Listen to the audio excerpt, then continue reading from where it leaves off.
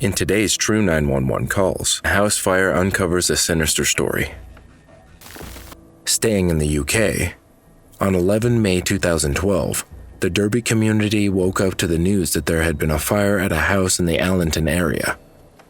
Within hours, the 5 children who lived at home were dead, while a 6th was critically ill in hospital.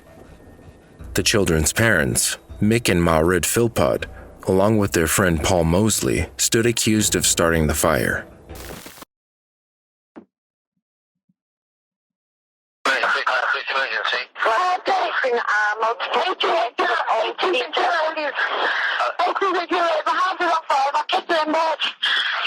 What address?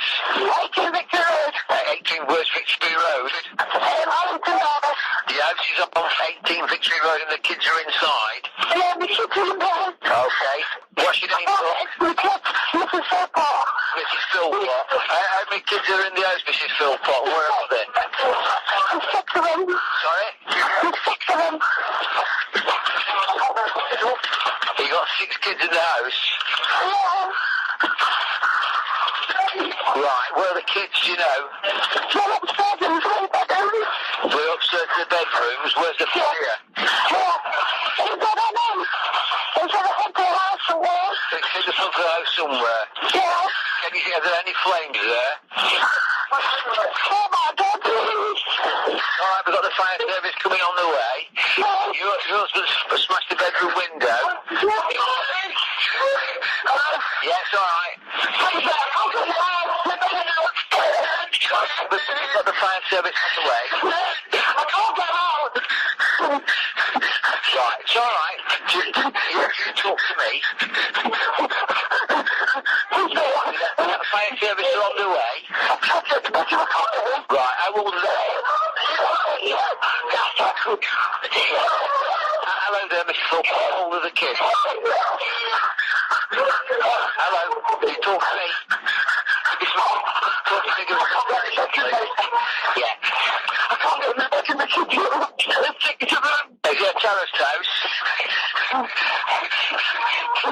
Yeah, we've got the police on the way. Have you any idea what's caused the fire?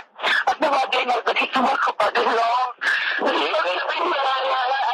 There's smoke everywhere.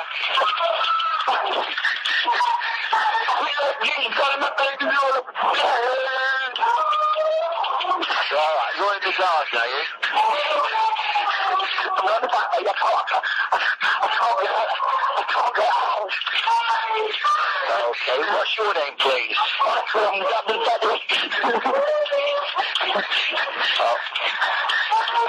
Okay. Sorry. Alright, yeah, I know that. We've got the fire service on the road here. Sorry? Right. Michael, can you see any flames? I can't do anything else than that smoke.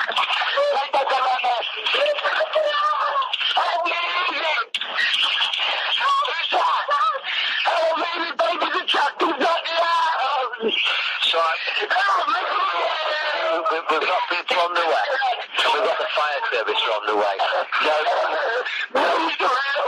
Yeah, but Michael,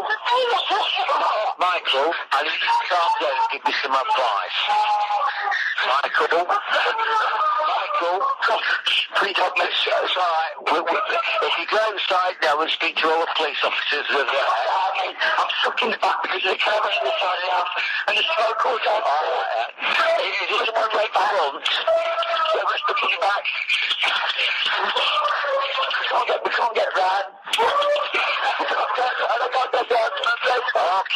Okay. We've got police officers in the front now. Upstairs in the bedrooms, where are the kids? Oh my God, what was that?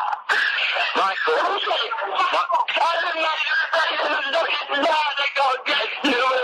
Michael, who are you talking to now?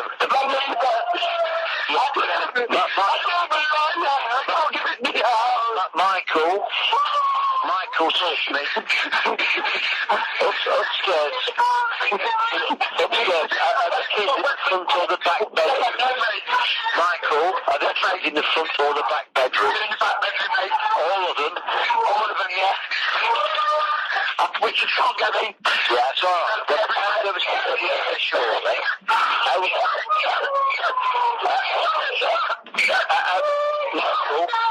How old are the kids? The youngest is, and 5 and the oldest is 11. I can't see out here. We've got something to bang the door down with. Yeah, the trouble is you might spread the fire if you do that.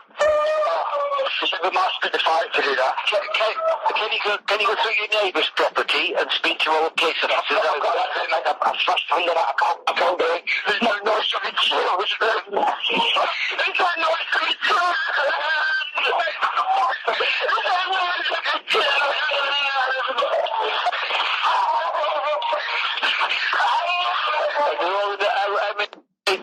Kids are there.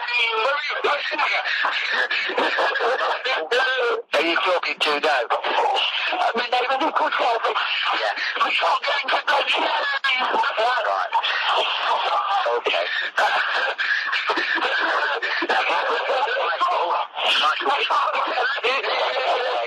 Michael, we've got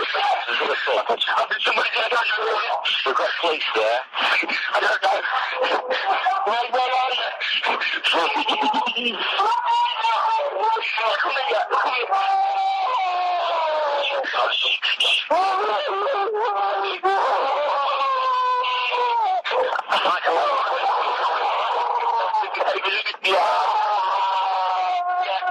Kids are there.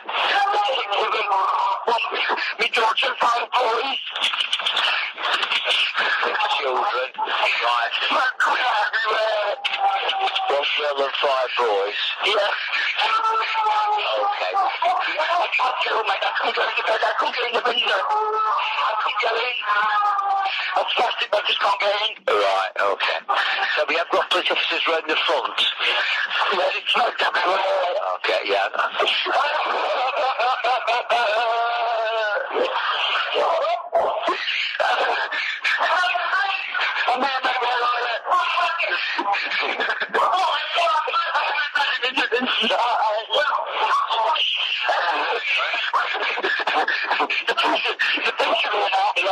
Michael, is Lisa Philpott out of the address? You talk to the police now, is Lisa out of the address? Michael, is Lisa out of the address? Yes, mate, yes, she's out of the address. No adults in the address. Okay, you talk to all the police. You talk to all the police officers. All right, mate. Okay, Michael. Thank you very much. At around 4 a.m., the Philpott family home at 18 Victory Road, Osmaston, Derby, was gravely destroyed by fire.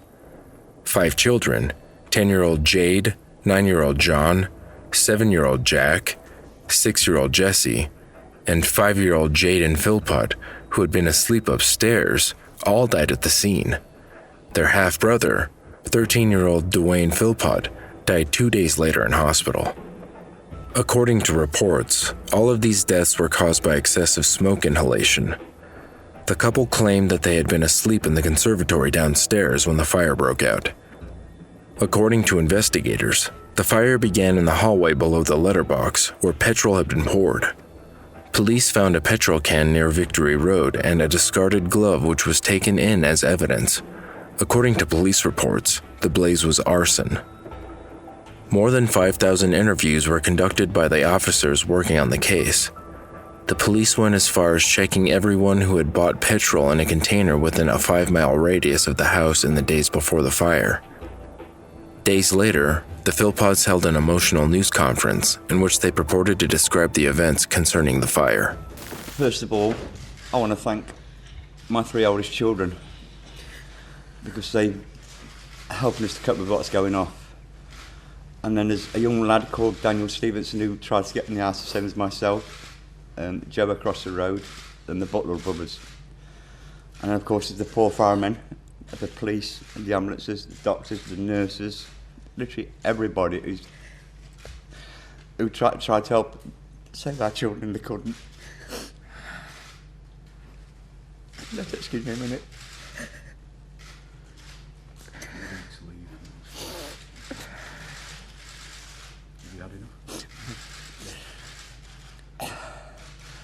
we've decided that through our son Duwayne, and unfortunately the last one to pass away, that we're going to donate his organs to save another child, which is what we want, because if you can save another child, that makes us happy. It takes a bit of the pain away. And we can't express our gratitude to everybody that's been concerned with the case, with what's been going on.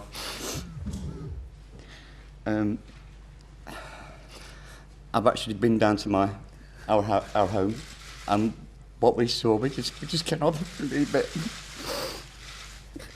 We grew up in a community that's had a lot of problems with violence and God knows what else, and to see this community to come together like they have, it's just too overwhelming. We've had people from America, France, even the travelling community. It's just, we've been to see them, it's just overwhelming, isn't it? But I say I can't express enough the police, the fire brigade and the ambulance services, because what we feel, them poor gentlemen from the fire brigade saw what we've seen. You know, my heart goes out to them, because it's not just us that's suffering, it's them as well. It's everybody. But there's one thing I would request is please leave my family alone. If you've got any questions or anything at all, please don't come through me or my family. Please go to the police, because what's happening at the moment, you're disrupting what these officers are trying to do. So please, I beg you, leave us alone and let us try and grieve in peace and quiet. That's all I ask. Thank you. After the couple's news conference, suspicions began to center around them. According to Assistant Chief Constable Steve Cotterhill, the grieving father's behavior was the most astonishing thing he had seen in 3 decades of policing. He said it was like watching an actor playing a part. Witnesses reported that Philpott behaved strangely for someone who had recently lost several of his children and appeared to like the media attention. Mick Philpott had a certain celebrity status. He appeared on the Jeremy Kyle show. We all work. You don't work. Oh, yes, I do work. Yeah, I know your argument on this. Just give it to us. You say I look after my kids. What's wrong with a man looking after his kids other than a woman? That's correct. What is wrong with a man looking after his children? I mean, I'm old-fashioned. I believe the man should be at work, but unfortunately, because the media keeps putting this certain story in the paper, I cannot get a job. You can't get a job because of what? Criminal record. I said, you do, Why mate. are you so I will defensive? Because when it comes to my kids, I'm very, I've very just defensive. complimented your kids. After I had a go at you. I just said that Listen, just get out. Just talk to that, pal. Talk to that. You're not worth it. I complimented your kids. I complimented your kids, and I sat and listened to you, and all I was saying was how good they looked. You have jumped out of your box with one hell of a chip on your shoulder. You haven't even had anybody say anything to you so far, and you're making signs. No. You've no reason to do that. But I'll tell you something. When a grown man who purports to be a good father, probably he is, sits on national television and does that, no wonder you can't get a damn job, because maybe perhaps somebody wouldn't think they should give you a... The police used covert recordings in the couple's hotel room to find the evidence to back up their suspicions. What did you say? Tell me what you said to him then. What did you say about how many times I went up ladders? I lost count how many times I went up the ladders. What did you say about me trying to get in? You tried everything you could to get in. Like I said to him, I wanted to run through the flames up the stairs. What did you cry when you were saying it? How bad? Not really, really bad, but I did cry. That's hysterical. Let it go then. You want Lisa. It's my fault that our family's gone. It's my fault we lost our children. It's my fault we lost the other 5 children. It's my fault we lost Lisa. I should have seen it all coming up. Your fault you lost Lisa. It is my fault.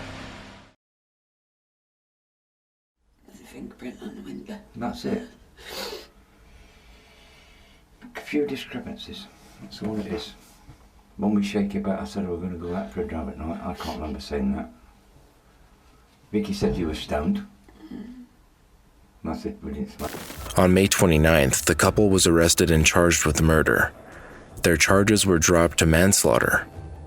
In November, Forensic investigators discovered that the clothes of the Philpotts and that of the couple's friend Paul Mosley had petrol on them. He, too, was arrested. Investigators discovered that Philpott had been facing his former mistress Lisa Willis in court over access to his 4 children with her on the morning after the fire. The fire was an attempt to frame Willis to win custody of them. Mick intended to rescue the sleeping children through an upstairs window of the 3-bed council home, but it went disastrously wrong. On 2 April 2013, Mick and Mairead, along with Mosley, were each found guilty of the manslaughter of the 6 children. Mairead and Mosley were both sentenced to 17 years. Philpott was sentenced to life imprisonment with a minimum tariff on 15 years. Justice has been achieved for the 6 children who died in this fire, but I have to say that I derive no pleasure from the conviction of Mick and Mairead Philpott and Paul Mosley. This has been a shocking case for everyone involved. 6 young children lost their lives needlessly in a fire, and all our efforts have been focused on getting justice for those children. My thoughts at this time are very much for the friends and relations of the children who have been affected by the events on Victory Road in Derby on May the 11th last year. I want to thank all the people from the local community who had the courage to come forward and give evidence against the defendants in this trial. Without them, we would never have been able to discover the truth. I also want to pay tribute to the bravery shown by the firefighters, the police officers, and more importantly, the neighbours who tried to rescue the children on the night. Officers and police staff from the Derbyshire Constabulary, the East Midlands Major Crime Unit, have worked tirelessly with the CPS on this investigation during the last 10 months.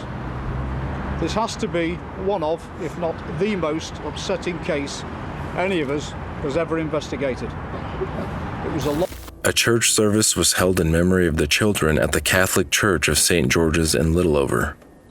They were laid to rest at Nottingham Road Cemetery in Chaddison.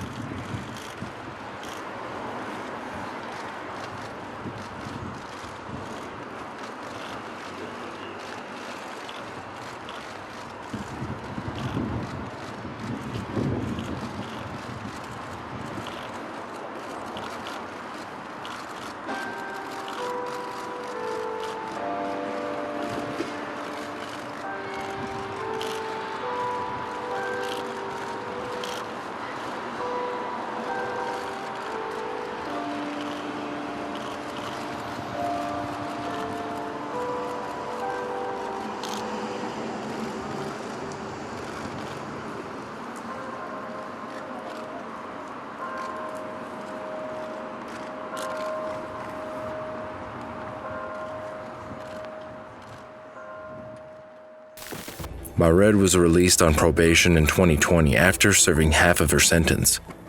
She was recently spotted wearing a face covering amid the ongoing pandemic, luring it to drink and eat her lasagna, potato wedges, and peas. An onlooker told The Sun, she seemed nervous about being recognized, but there was no mistaking her when she pulled her mask down to eat and drink.